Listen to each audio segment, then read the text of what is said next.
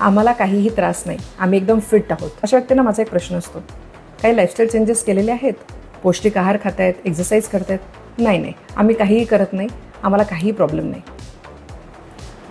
Congratulations, I am very happy की आजच्या तारखेत तुम्हाला काहीही त्रास नाही. पण उद्या होणार नाही याची खात्री आहे?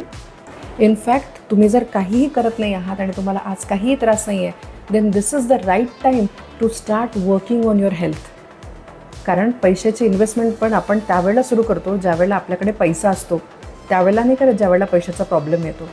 हाच वेळ आहे की ज्यावेळेला आपण आपलं लाईफस्टाईल चेंज करून आजचा जो त्रास नाही आहे तो फ्युचरमध्ये सुद्धा होऊ नये यासाठी काम करणं सुरू करू शकतो. पण हे जे फेक कॉन्फिडन्स असतो ना, की आम्ही फिट आहो, आम्हाला काही होऊ शकत नाही, हाच बरेच वेळेला आपल्याला नडतो. हेल्थ ही काही आपोआप येणारी गोष्ट नाही आहे.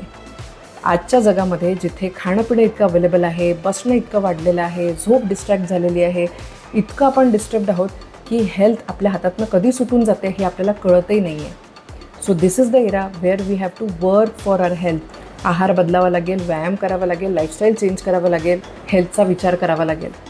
नाहीतर मग म्हणाल कालपर्यंत काहीच प्रॉब्लेम नव्हता, आज कसं काय अचानक डायबिटीज झाला, कालपर्यंत सगळं छान सुरू होतं, आज अचानक ब्लड प्रेशर वाढलं. लाईफस्टाईल रिलेटेड आजार हे अचानक होत नाहीत, हे आपल्या 30-40 वर्षाच्या लाईफस्टाईलचे परिणाम असतात जे आपल्या 30 नंतर 40 नंतर आपल्याला दिसायला लागतात. सो आज आम्हाला काही नाही, चांगलं आहे, असंच कायम राहावं यासाठी लाईफस्टाईल चेंजेस करा.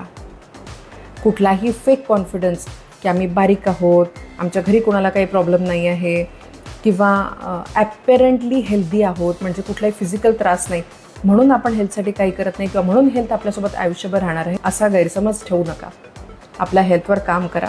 स्वस्थ रहा, मस्त रहा. धन्यवाद.